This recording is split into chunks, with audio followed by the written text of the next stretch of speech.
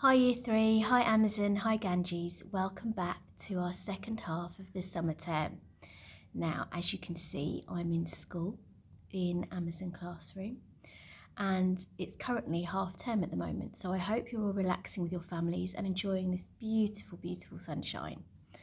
Now, I'm getting ready for our next week of learning, and to start us off for the second half of the summer term, we are going to be looking at a book called The Tin Forest by the author Helen Ward. Okay. Please remember to download the content for this literacy unit from the school website, and you can also access it on Purple Mash as well. Now, the extract that I'm going to share with you today comes slightly in the middle of the story. And it's a very short extract, and it's a beautiful picture book, just like Leon and the Place in Between. And the extract that I'm going to read to you opens with these lines. And every night the old man dreamed. He dreamed he lived in a jungle full of wild forest animals. There were colourful birds, tropical trees, exotic flowers, toucans, tree frogs, and tigers. So on this page, this is the picture of the dream that the old man is having of the jungle. And then if I turn the book over, this is a picture of the old man sleeping. Now I'm just going to open up the spread, and hopefully you can see there's a real contrast between the two colours on each page. So his dream page, the page which shows inside his dream, is really colourful, really depicting the colours of that jungle that he's dreaming of. And then if we look across at the iron bed, the metal bed that the old man is sleeping in, the colours are much more subdued, grey, not as colourful. So keep that image in your head as we explore this lovely picture book together. Now, on day one, when we come to explore the text, we want you to think about the person that you see and hear about.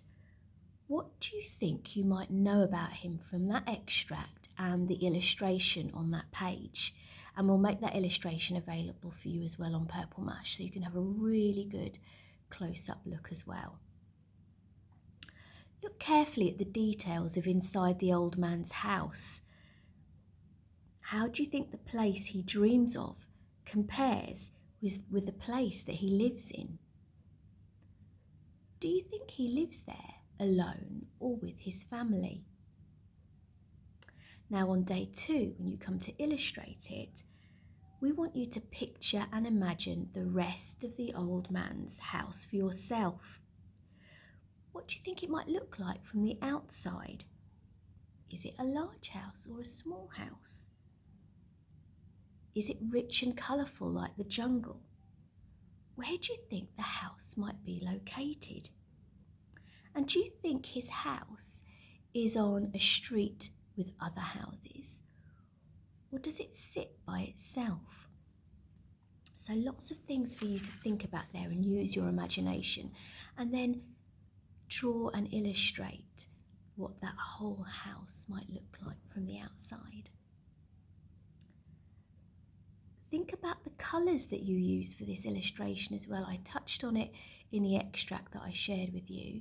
Compared to his dream, the man sleeping in his bed, the colours were much more monotone. So have a think about whether you will use crayons to depict the old man's house, or whether you're going to use a very simple colour scheme of black and white or grey pencil. Now, in day 3, when you come to talk about the book, we want you to think more deeply about what you've seen and heard. What do you think might be influencing the old man's dreams? And what adjectives does the author use to describe the wonders in the jungle?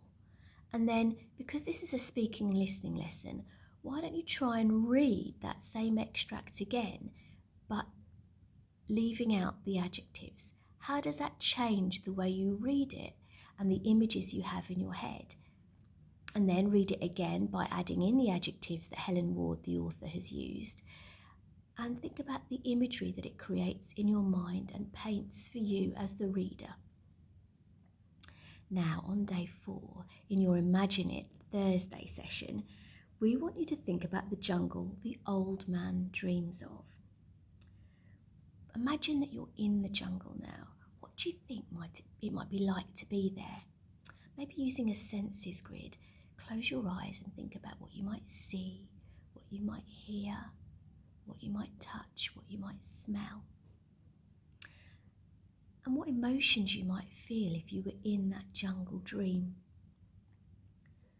And then we want you to write a little description using all your senses to explore what it was like in that dream that the old man had of the jungle. What sounds did you hear? What animals did you see? What did they feel like? Was it hot and humid in the jungle? Were you perspiring with sweat because of the heat? So really use lots and lots of description to really paint a vivid image of what it was like to be in that jungle. Now your Create It lesson. Oh, I'm really excited about this one because it's a task that I know all of you love doing when you do your homework usually. So in your Create It lesson, we want you to take that knowledge of the old man's dream and then think about your own dream. Now in the story, the old man dreams of an exotic, beautiful jungle full of incredible plants and trees. And what we want you to do is create a place of your dreams.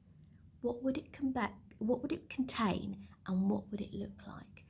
And I think it's fair to say at this moment, with all the time we've spent at home, we've probably spent a lot of time dreaming about a really special place we'd like to be.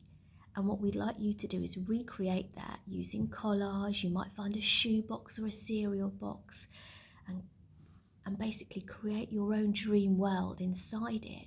And then after you've created your dream world using lots of different things that you can find, lots of junk that you can find around the house, in your recycle bin maybe, once it's been cleaned out in the sink, you can use it to build your own dream world.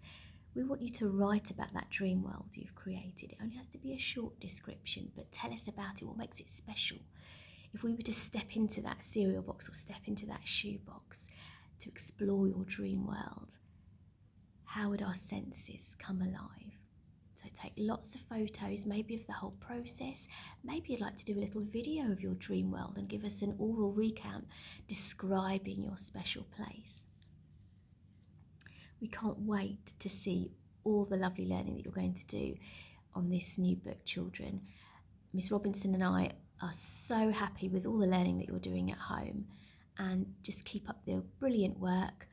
Know that we're thinking of you all the time, and it's really nice that we can connect with you through the learning that you're doing at home with your families.